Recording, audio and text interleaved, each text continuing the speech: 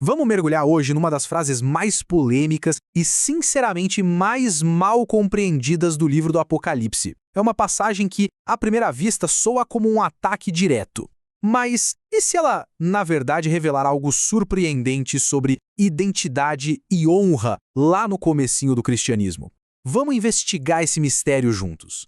Tá aqui a frase. A linguagem é pesada, não dá pra negar. O autor acusa um grupo de mentir sobre a própria identidade. E pra piorar, ele joga o contraste mais pesado possível. Sinagoga de Satanás. É chocante, né? E é exatamente por ser tão forte que a gente precisa entender o que tá por trás dessas palavras.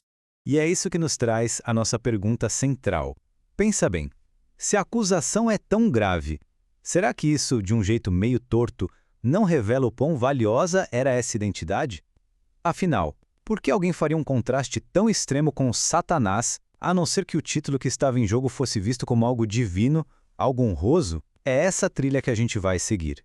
Nossa primeira pista tá logo na primeira parte da frase. Os que se dizem judeus e não são. Isso de cara já mostra que a briga não era sobre etnia, mas sobre a própria definição de quem é quem. Uma verdadeira crise de identidade. Olha só que interessante como os primeiros cristãos dividiam esse conceito. Para eles, existia uma diferença clara. O judeu exterior era aquele definido pela linhagem, pela herança de sangue. Mas eles defendiam a ideia de um judeu interior, cuja identidade vinha da fé, de uma mudança espiritual profunda que eles chamavam de circuncisão do coração. E essa ideia não surgiu do nada, não. Esse trecho da carta de Paulo aos Romanos é a chave de tudo. Ele mostra que essa redefinição de identidade já era um ponto central na teologia cristã da época. O debate era, no fundo, sobre quem eram os verdadeiros herdeiros das promessas de Deus. Então o ponto crucial é este. A disputa não era sobre sangue. Era uma batalha teológica sobre o que realmente significava pertencer ao povo de Deus.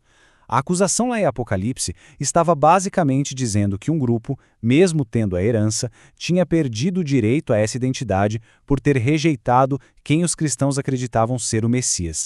Vamos para a segunda pista. Agora a gente entra na parte mais incendiária da frase, sinagoga de Satanás.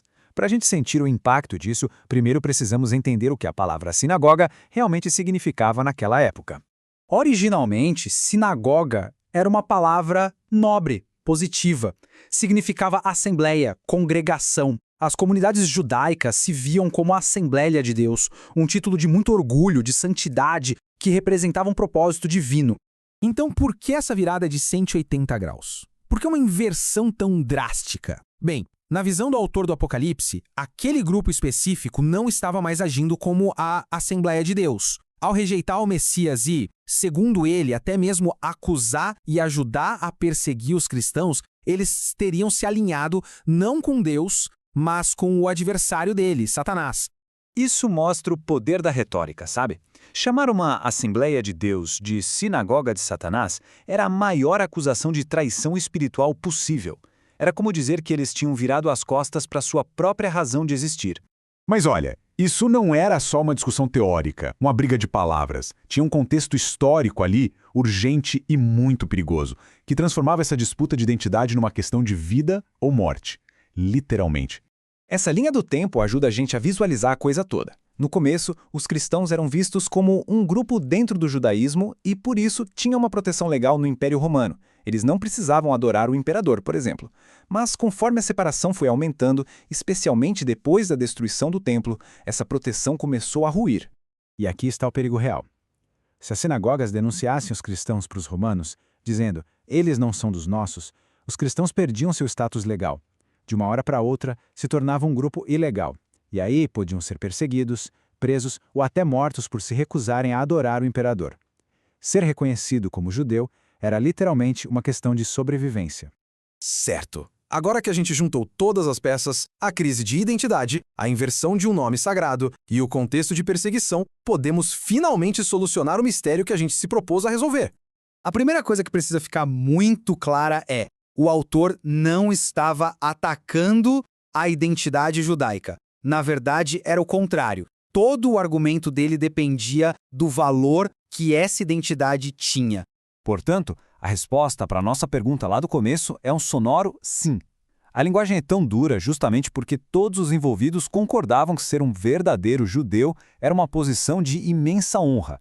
A acusação era que um grupo tinha jogado fora essa herança e o contraste com Satanás servia para medir o tamanho dessa queda. A ofensa não estava no nome judeu, mas na alegação de que aquele grupo não era mais digno desse nome. Isso tudo nos deixa com uma reflexão final, né? No centro desse mistério bíblico, existe uma tensão que ecoa até hoje.